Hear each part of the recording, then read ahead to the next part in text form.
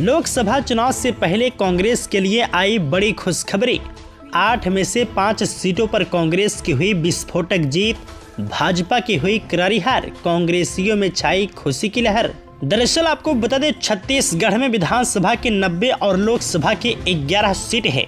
रायपुर और दुर्ग संसदीय क्षेत्र में 9 और बाकी 9 संसदीय क्षेत्रों में विधानसभा की 8 सीटें शामिल हैं।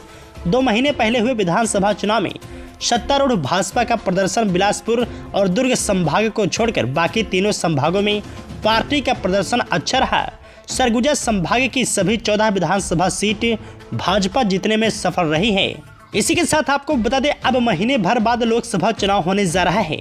ऐसे में चर्चा इस बात की है कि अगर विधानसभा चुनाव के परिणामों को लोकसभा में तब्दील कर दिया जाए तो किस पार्टी को कितनी सीट मिलेगी। तो विधानसभा चुनाव के परिणाम के हिसाब से यदि लोकसभा का आंकलन किया जाए तो कांग्रेस को 2019 की तुलना में फायदा होता दिख रहा है।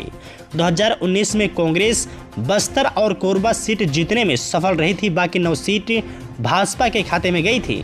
2023 के विधानसभा चुनाव के हिसाब से कांग्रेस को इस बार 3 सीटें मिलती दिख रही हैं, लेकिन इन 3 सीटों में कोरबा और बस्तर शामिल नहीं है। विधानसभा चुनाव के लिहाज से जांजगीर चांपा संसदीय क्षेत्र में कांग्रेस का प्रदर्शन शानदार रहा है। इस संसदीय सीट की सभी 8 विधानसभा सीट कांग्रेस जीती है। इन संसदीय क्षेत्र की 8 विधानसभा सीटों पर मिले वोटों में कांग्रेस को भाजपा से 1.5 लाख से ज्यादा वोट मिले हैं। जांजगीर के बाद कांकेर संसदीय क्षेत्र में कांग्रेस का प्रदर्शन अच्छा रहा है। इस संसदीय क्षेत्र में कांग्रेस भाजपा से करीब 82,000 वोट से आगे है। संसदीय क्षेत्र की 8 में से 5 विधानसभा सीटें कांग्रेस और 3 भाजपा के पास है। विधानसभा चुनाव के लिहाज से जिस तीसरे संसदीय क्षेत्र में कांग्रेस को बढ़त दिख रहा है वहां महासमुंद है। इस संसदीय क्षेत्र में विधानसभा चुनाव कांग्रेस को भाजपा से करीब 9,000 ज्यादा मत प्राप्त हुए हैं। सीटों की संख्या के लिहाज से आंकड़ा बराबरी का है। इस संसदीय क्षेत्र में शामिल 8 विधानसभा सीटों में से 4 कांग्रेस और 4 भाजपा के पास है। वहीं आपको बता दें कि इन तीनों सीटों पर 2019 में भाजपा ने जीत दर्ज की थी। राजनीतिक विश्लेषकों की राय में विधानसभा चुनाव में जनता का मिजाज अलग रहता है और लोकसभा में अलग। ऐसे में विधानसभा चुनाव के परिणामों के आधार पर लोकसभा का अंदाजा नहीं लगाया जा सकता है।